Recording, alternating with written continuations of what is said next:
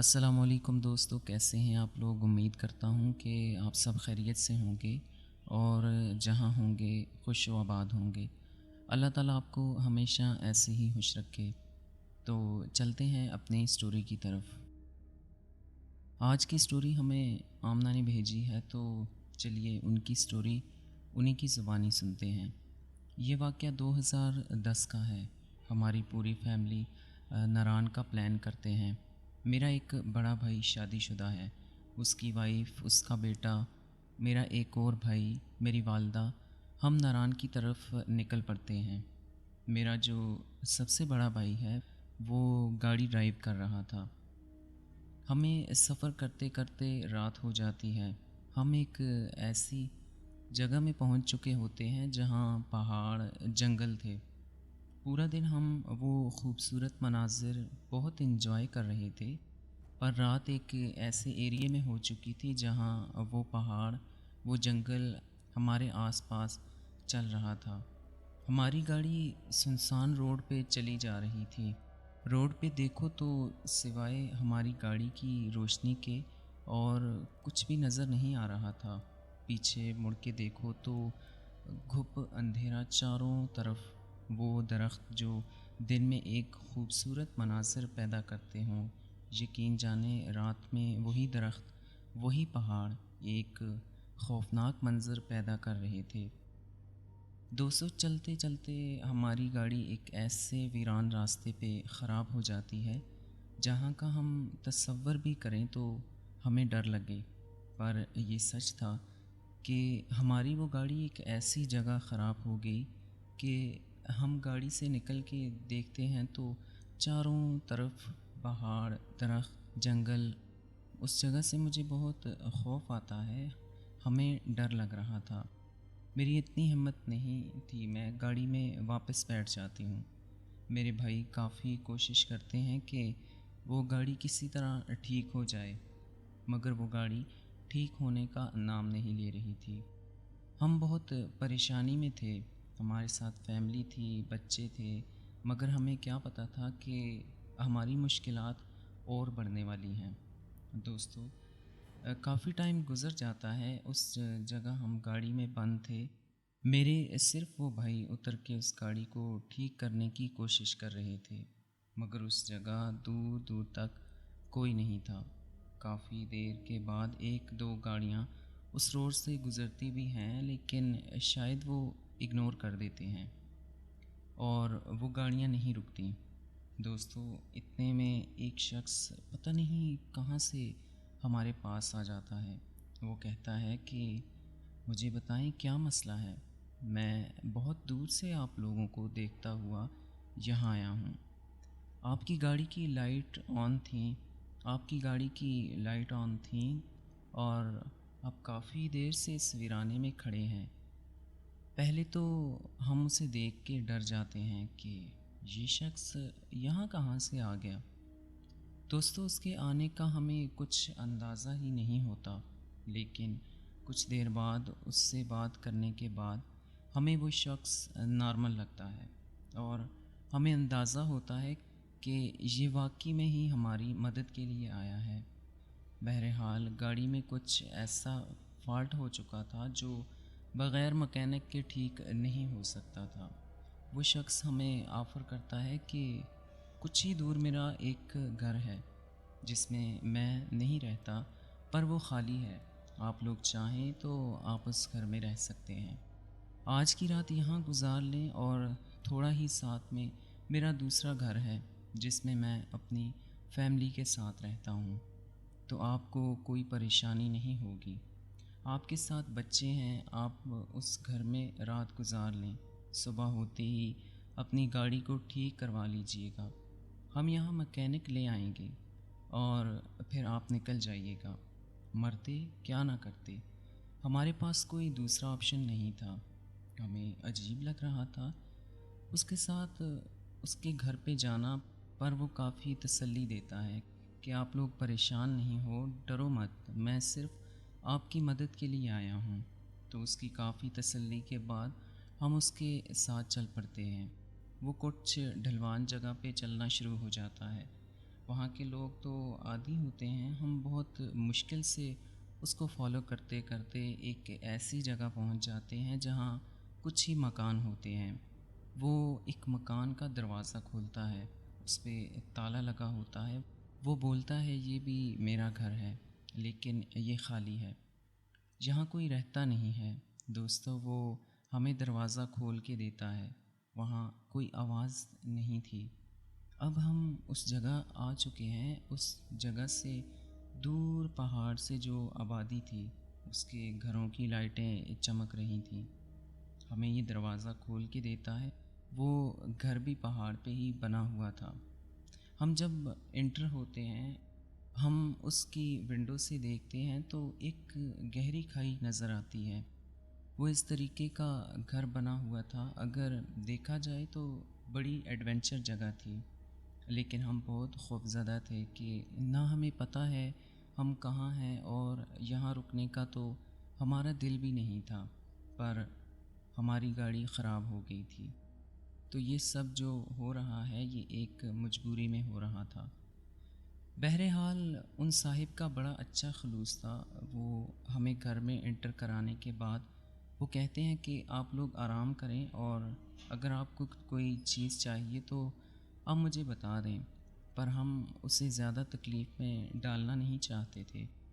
ہم اس کا بہت شکریہ ادا کرتے ہیں کہ آپ جائیں، آپ آرام کر لیں، ہم بھی اب آرام ہی کریں گے، صبح ہو تو کچھ دیکھتے ہیں۔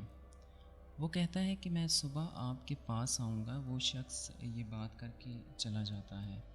ہمیں ٹھنڈ لگ رہی تھی اور نیند بھی بہت آ رہی تھی، کیونکہ ہم نے پورے دن کا سفر کیا ہوا تھا۔ ہم نے جیسے تیسے کر کے اس روم میں خود کو ایڈجسٹ کیا۔ ایک روم میں ڈبل بیڈ تھا، باقی لوگوں نے زمین پہ ہی اپنے آپ کو ایڈجسٹ کر لیا تھا۔ میری والدہ اس بیڈ پہ لیٹ جاتی ہیں اور میں اپنی بھابھی کو اور ایک بچے کو اس بیڈ پہ سلا دیتی ہوں۔ باقی سب ہم فرش پہ ایڈجسٹ ہو گئے تھے۔ ہمیں ایک رات ہی گزارنی تھی۔ دوستو رات کو ایک پہر، وہ جو کھائی والی سائڈ پہ ایک ونڈو تھی، وہ ایک پرانے گلاس کی بنی ہوئی تھی۔ اس ونڈو کے پیچھے ہمیں ایسے لگتا ہے جیسے کوئی باتیں کر رہا ہے۔ ہمیں وہاں سے کچھ آواز آ رہی تھی۔ میرا ایک بھائی اور میں، جو کہ ابھی تک نہیں سوئے، ہم جاگ رہے تھے۔ وہ بھائی مجھ سے کہتا ہے کہ تم وہ آواز سن رہی ہو؟ میں پہلے ہی بہت ڈری ہوئی تھی وہ آواز سن کے، اور میرا بھائی جب وہ بات کرتا ہے، پہلے تو میں وہ اپنا وہم سمجھ رہی تھی، لیکن میرے بھائی کے بولنے کے بعد میں فوراً سے کہتی ہوں کہ ہاں میں وہ سن رہی ہوں۔ میرا وہ بھائی بہت نڈر سا تھا۔ وہ ونڈو کھول کے دیکھتا ہے تو پیچھے کوئی نہیں تھا۔ میں اسے پہلے منع کرتی ہوں کہ نہیں کھولو، لیکن میرے بولنے تک وہ فوراً سے اٹھ کے وہ ونڈو کھول دیتا ہے۔ پر دوستو ہمیں وہاں کوئی نہیں نظر آتا۔ میں پھر بتاتی چلوں، اس ونڈو کے باہر کھڑے ہونے کی کوئی جگہ نہیں ہے۔ وہ اتنی گہری کھائی ہے کہ کسی انسان کا وہاں کھڑا ہونا تو سوال ہی پیدا نہیں ہوتا۔ ہم بہت بری طرح ڈر چکے تھے۔ میں اپنے بھائی کو کہتی ہوں کہ ونڈو بند کر دو فوراً، اور اب مت کھولنا۔ وہ میرے بڑے بھائی سے جو چھوٹا بھائی تھا، اور وہ فوراً ونڈو بند کر دیتا ہے۔ ہمیں مین ڈور پہ دروازہ کھٹکھٹانے کی آواز آتی ہے، جیسے کسی نے ڈور ناک کیا ہو۔ وہ آواز بڑی پراسرار تھی۔ میرا بھائی اٹھتا ہے اور باہر کی طرف جاتا ہے۔ میں اسے کہتی ہوں کہ اب کی بار دروازہ مت کھولنا، پہلے پوچھ لو کون ہے۔ میرا بھائی پوچھتا ہے کہ کون ہے باہر؟ پھر اسی شخص کی آواز باہر سے آتی ہے کہ دروازہ کھولو۔ پر دوستو وہ شخص ہمیں جانے سے پہلے کہہ کے گیا تھا کہ اب میں صبح آؤں گا، اور ہمارے ساتھ ایک ونڈو میں بھی معاملہ ہو چکا تھا، تو ہم دروازہ نہیں کھولتے، ہمیں ڈر لگ رہا تھا۔ میں میرے بھائی کو کہتی ہوں کہ مجھے یہ کچھ عجیب لگ رہا ہے، یہ وہ شخص نہیں ہے، اور اتنی زور سے کون دروازہ پیٹتا ہے جیسے یہ پیٹ رہا ہے۔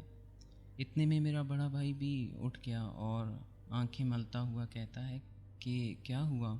मैं अपने बड़े भाई को अपने मुंह पे उंगली रख के इशारा करती हूँ, श्श्श, कि बोलना मत, कुछ सही नहीं है। इस जगह पे कुछ एक्टिविटीज़ हो रही हैं। वो दरवाज़ा मुसलसल नॉक हो रहा था। दूसरा भाई भी अब डर चुका था, जो दरवाज़ा खोलने जा रहा था।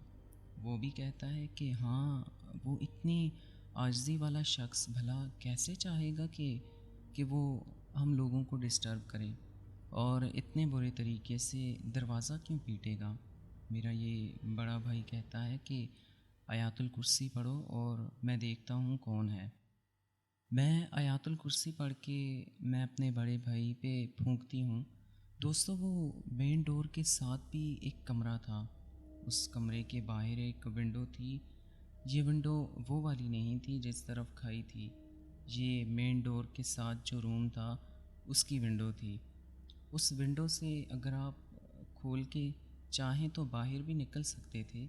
मेरा भाई बहुत आहिस्ता से उस विंडो से बाहर झांकता है और देखता है कि बाहर कोई नहीं है, और अंदर उस दरवाज़े के नॉक करने की मुसलसल आवाज़ आ रही थी। हम लोग बहुत डर जाते हैं, हमें बहुत खौफ आता है। मेरा भाई घबराता हुआ वापस आता है और वो बताता है कि बाहर कोई नहीं है। फिर ये कौन था जो दरवाज़ा नॉक कर रहा था? हम क्या आराम करते, पूरी रात हम जाग के गुजारते हैं।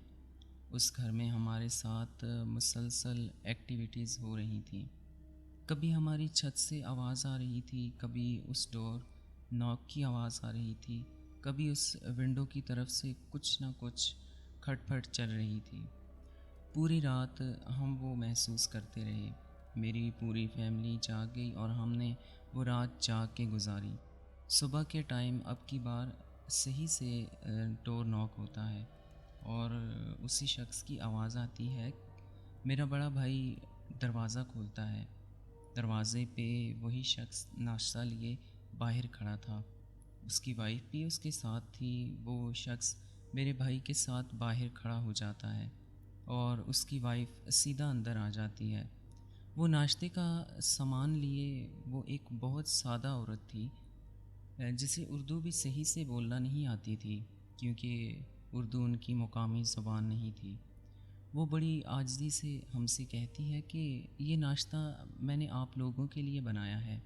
आप लोग रात के भूखे हैं, आप लोग नाश्ता कर लें।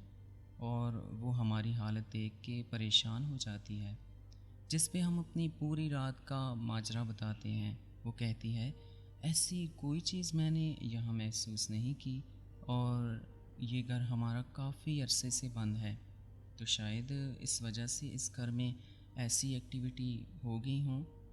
मैं अपने शौहर को बताऊंगी। बाहर मेरा भाई उस शख्स से पूरी बात डिस्कस करता है।